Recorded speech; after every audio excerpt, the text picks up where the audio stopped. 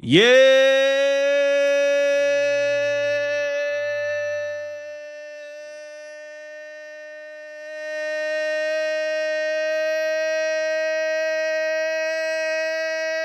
sir.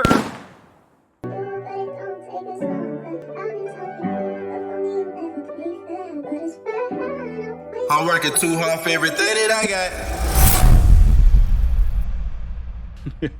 Let's get it going. Welcome to Working Wednesday. The streets is watching. Starting off below, you'll see the VOO. That is the Vanguard's S&P 500. Tonight is returning 175.76% in 10 years. And Invesco's QQQ Tech Index returning 368.27% in its 10-year return. And BlackRock 162.26% in just 10 years on its return. This is Working Wednesdays. Thank you for joining this form of class. Let's get into it and see what the streets is watching. So since last week, it's been a sideways market, right? Stocks traded in a narrow range most of the week as the major U.S. indexes closed down fractionally overall, marking a pause in the wake of recently elevated volatility. Like saying fuck them gains in the recent weeks, the S&P 500 remained nearly 8% below its record high reached in mid-February. Next, streets is watching how the price of gold resumed its sharp year-to-date climb after retreating the previous 2 weeks. The price on gold went up on a Tuesday, reaching as high as $3,444 an ounce at one point and close to the highest it's been, which was on April 21st. On Friday afternoon, people were buying and selling gold around $3,350 or more than 3% of that for the week. This is important if you're a person saying, look, I want to save my money, but I don't know where to put it at. I want to invest my money, but I don't know where to put it at. I want my money to make money for me while I'm working, but I don't know where to put it at. My goal is just to put you on and lay this out in a simple way so you get it, brick by brick, easy. Click the subscribe button, click the like button, comment below right now. Follow me on Threads, follow me on TikTok, follow me even on Instagram at Neal Jones Invest. Straight like that, boom, next. Bitcoin went back up to 100K. See, I'm about to give you $100,000 worth of information. The price of the most widely traded crypto climbed back above 100K, all right, that little threshold on Thursday. For the first time in at least 3 months. Bitcoin was trading around like 103 on Friday afternoon. That means it was up like almost like 6% for the week and well above, like way up from that little recent low that it had at 77,000 it reached like a couple months ago. So you saying I'm a new investor or I ain't started investing yet, but I want to start. Neal, look, how do I take this information and apply it to anything that I got going on? After this video, take your ass over to TikTok and follow me, right? At Neal Jones Invest. Then DM me, and we're going to go from there. Let's see what the rest of this week look like for us. Wednesday, nothing happened today. All right, Thursday, nothing again for us. Friday, export and import prices. I'm going to look into that one right there. I'm going to take a look at that. And that wraps up what the streets is watching on Working Wednesday. Next, let's look at the money. You know that sound like, look at the flick of the wrist. Every time I say that, I be thinking, look at the flick of the wrist. You ain't from Georgia, you don't know that song right now. Yeah. Let's take a look at the S&P 500, the Fear and Greed, and the VIX, and the total amount of money inside of one of my accounts for the day. I'll break down how each one is moved and give you a break of what is what. Like, what is the S&P 500? The Standard & Poor's 500, also called the S&P 500, is the top 500 U.S. companies in one stock, in one index, in one tool. Like the way them London dudes be saying, do you want to go boop, boop, boop? Or do you want to go boop, boop, boop? You got choices with this, like the choice is yours. Just like the Viewers' Choice Awards for stocks. You got options. The top 500 companies, and they on automatic switch mode. You put that 500 in, you put that 300 in, and they just gonna break down what the allocations is for those 500 companies. And we're gonna eat off those 500 companies. And they're gonna do the switching around for you. That's what you see at the bottom of the screen, the VOO, Vanguard's S&P 500. 10 years ago, on May 14, 2015, the VOO was priced at $191.62. And today, May 14, 2025, the VOO is priced has went up to $539.64 a share. So what does that mean for the new investor? What is this flat white brick? What is this that I'm saying? Or what is it for somebody that ain't even investing yet? That is an easy 175.76% return in just 10 years off a simple investment versus having your money in a checking account, but you're gonna end up spending it. That's subtracting, or putting your money in the savings, which is dividing. I just gave you a brick so you can go and multiply your own money. And if anybody tell you what I just told you, don't let them tell you they just fronted you a brick, because you ain't got to pay me or them back. It's free. first chart, we see the S&P 500 with $5,891.14. This is the S&P 500 in a week.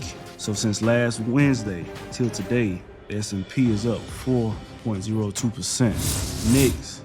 Next is the year-to-date chart for the S&P 500. Year-to-date is just from January 1st until today's date. See that we are in the green, 0.38%. So since January 1st, it's up about $22.35. So since May 14, 2024, the S&P is up 12.28% on a return. So if I would have invested last year at this exact same date, I would be up 12%. Next, look at the Fear and Greed Index. Today, we're at a 71. That is greed. That is in the greed territory. So when we look at the amount of money in my account, you should see that I'm in the green. I should be profiting. Now, we've been seeing my account be in the red lately, right? Like 80,000, 90,000, 77,000 maybe. Let's see what my account or your account says about the fear and greed. Next, let's move on to the VIX. Today, the VIX ended off higher than what it started, as we see in this day chart. In the week, the VIX is lower. Last week on Wednesday, it was at 22.81. Today, it got down to 18.22. And for the new investor or somebody that's not investing yet, how do I use the VIX? Or what is the VIX? The VIX is a fear meter. It measures if people are calm or how nervous they are. The lower, the calmer. The higher, the more nervous, the more anxious investors in the economy most likely is feeling. And backing up with just a little bit, what is the Fear and Greed Index? The Fear and Greed Index. Boom, help me out. It's like a weather forecast for money. Fear is like a rainy day. People scared to get wet. People scared to come outside, right? So they selling. People scared, they sell. Greed is like a sunny day. It's bright outside, especially in Atlanta. When it's hot outside, everybody outside. So what do you do when you're excited? When you outside, you spend money, you buy. That drives the price up. So again, we see the VIX for the week was higher last week. So that's when we heard all the commotion going around about the tariffs and stuff like that. People, now we got the news. Now Trump done told everybody right now is a good time to invest, right? The tariffs at a 90-day pause. People are feeling more calm, like they know what is to come next. The VIX for year to date, so since January 1st, is around the same now. So we getting that same feeling that we had around January 1st now, today. That is the news today for the VIX. Let's pull up our account. You can see that I'm currently at $109,534.97. I have a day profit of $1,265.80. My account is in the green. When we say green, we say up, we say we. Y'all already know. Yeah, y'all already know. And if we in the red, what we say? We down, right? We in the red. Wine, all that, right? Yeah, y'all already know. So next, let's talk about the money. Up next. See a proof of concept, get a full insight of someone on YouTube that's actually talking about investing and actually see the actual account, see the real investment, see real option contracts, see real profit and losses on stocks. So let's do it. I'm not a financial advisor. I'm not your fiduciary. Take me and what you have. This show as education and entertainment purposes only to further your own research. Anything that you hear that's good, great, or unforgettable, please tell a friend to share this with another friend. Like and comment. All investments, all options, all stocks have significant risk when investing. Please do your own research and trust the info that you hear from Big Bro, Neal Jones Invest. First, bring up my positions. Next, what is an option? What is a stock? First, we know a stock is just a piece of ownership in a company. Options are a little bit more advanced. It's just a deal you make on the stock's future price. I'm gonna start bringing this up. This is called a heat map. We'll see. We can see Microsoft on there. We can see Nvidia. We can see Apple, we can see Amazon, Google, Tesla, Berkshire Hathaway, Meta, JPM with JP Morgan, Eli Lilly, right? We see a lot of green, we see a lot of reds, right? A lot of weed, a lot of wine, right? This is showing how companies perform today. The greener they are, the more profit they showed from 9:30 a.m. this morning. Weed, the brighter the red, the more they lost in value from 9:30 a.m. this morning. Wine, follow me to head back over to my positions. We see NVDA with a hitting price of $115, also known as a striking price. What is this? This is an option. What is an option? It's just a deal that we make on the stock's future price. So how do we read this? We read first NVDA, which is a ticker. What is a ticker? A ticker is just a nickname that Wall Street calls a company to easier find them. So NVDA is NVIDIA. NVIDIA hitting $115 by November 21st, 2025. It's how we read this contract. This is a new contract. I have $1,778 of profit. That is 139.45% return. Next is NVIDIA hitting $150 by June 20th, 2025. You can see that I'm in the red. Wine, negative $2,904. That's a negative 67.28% return, which means that I'm losing money at the moment. Apple, ticker AAPL. You can see the ticker right below it. So what is this? This is a stock, not an option. And what is a stock? It's ownership in the company. This is what we want, folks. We want ownership in assets, in great assets. At the moment, I'm losing $57. I'm down $57. There's a negative 2.62% return. When I say that, that's to say if I sold all my shares right now, I didn't make any money. I actually spent money just to own it. Next is Meta, hitting $710 by September 19, 2025. Wine a week, I'm down negative $9,900. That's a negative 41.44% return. Wine. Vanguard this week for me. I'm in the green. I have a profit of $1,660.83. That is giving me 11.85% return on my money. Microsoft. Again, this is a stock. I have $2,660.28 in profit at the moment. That is a 16.28% return.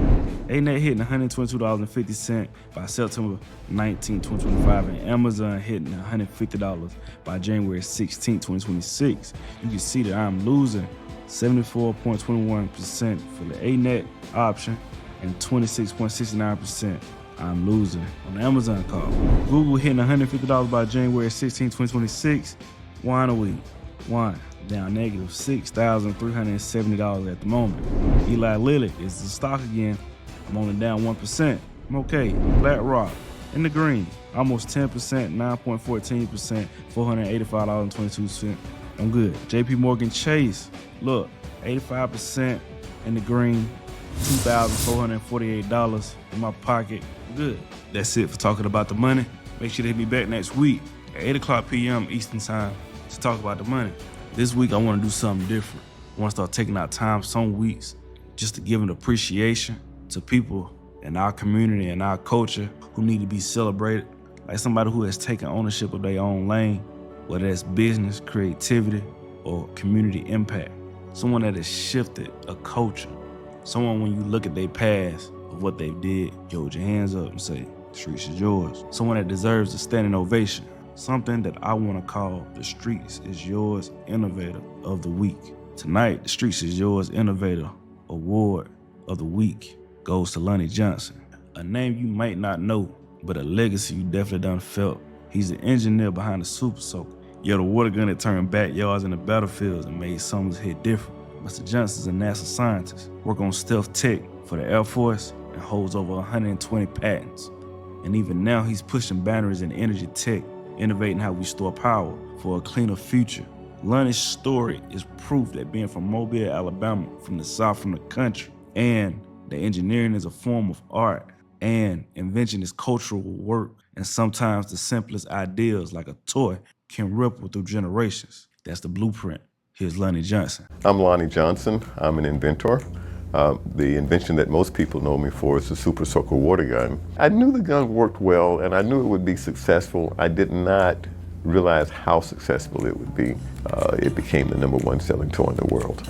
My career started actually when I was in high school. I built a robot that won a regional science fair at the University of Alabama. I went on to work at Oak Ridge National Laboratory as a research engineer on high-temperature nuclear reactors, Air Force Weapons Laboratory on advanced spacecraft that use nuclear power sources, then to the Jet Propulsion Laboratory, working on the Galileo spacecraft as the power systems engineer. When I was at the Jet Propulsion Laboratory back in the early 80s is when I first got the idea. The Super Soaker was based on some engineering principles that I applied. I was actually working on another invention, which was a heat pump that would use water as a working fluid instead of Freon. And I shot this stream of water across the bathroom using some nozzles that I'd made, and I thought to myself, geez, if I were to develop a new type of water gun that was a high-performance water gun, it could really do well. That's not pressure, this is pressure! Initially, I wanted to manufacture the gun myself, but when I went to a plastics injection molding manufacturing company and talked to them about the parts that I needed, what I needed to have made. It turned out it was going to cost about $200,000 to get the first 1,000 guns produced. And I thought to myself, I was an officer in the military at the time. I didn't have $200,000 in cash laying around. I decided to come to New York, present my ideas at Toy Fair, and try to find a manufacturer that I could work with. And it was there that I met the people at Laramie. They invited me to come to their headquarters in Philadelphia. It took about 2 weeks to build the gun, and as soon as it was finished, I called the guy up at Laramie because I didn't want him to forget my conversation. I got my suitcase and went in, and of course I had my prototypes in the suitcase. I opened it up, and they asked to see what I had, and I showed them the gun. They said, well, does it work? How well does it work? So I pumped it up and shot it across the conference room. The president of the company said, wow, and that was it. I knew I captured their imagination, and the rest is history. Actually, the first year it was called Drencher. It was not called a Super Soaker. Someone claimed the name of Drencher and wanted us to pay royalties on that, and so we changed the name. That's when we came up with the name of Super Soaker. The guns were literally blowing off the shelves by word of mouth. We couldn't keep up with demand. People would say, Johnson, you're really lucky. And I saw it as just a lot of hard work. It took 10 years from the idea to major success. And I started my own business and built my company, my research company, with the proceeds from that invention. I don't really talk about how much money that I've made from the invention, but I think it is fair to say that just about all of it is going into the research that I'm conducting. So it's going back into the company to develop some of the energy technology that I'm focused on. I am a nuclear engineer. I'm working on advanced energy technology. I have a new type of engine that converts heat into electricity, and I've also developed a new type of battery that's all ceramic without liquid electrolyte. The other toy gun that was on the market and enjoying major success was these Nerf dart guns. It's Nerf or nothing. And I wanted to have that part of the market too, so I started developing Nerf dart guns, and I've developed guns that outperformed the guns that Hasbro had on the market at the time. And eventually ended up doing a deal with Hasbro to license my dart guns. And at that point, I literally was the king of all toy guns. Yeah, I like that. That's something that we need. That's the bridge. Connecting the then and now. Look, that's it for tonight on Working Wednesdays. Thank you for joining me. Thank you for watching to this point. If the show was good, great, or unforgettable, please click like. Please send to another friend, tell them subscribe. And remember, when we learn together in groups, we retain the information better and develop critical thinking skills. So what better way to do it over around the weed? New show on the trap. They know. Who knows? Yeah, auto. Automatic. It's working. This is Neal Jones with $100,000 worth of information.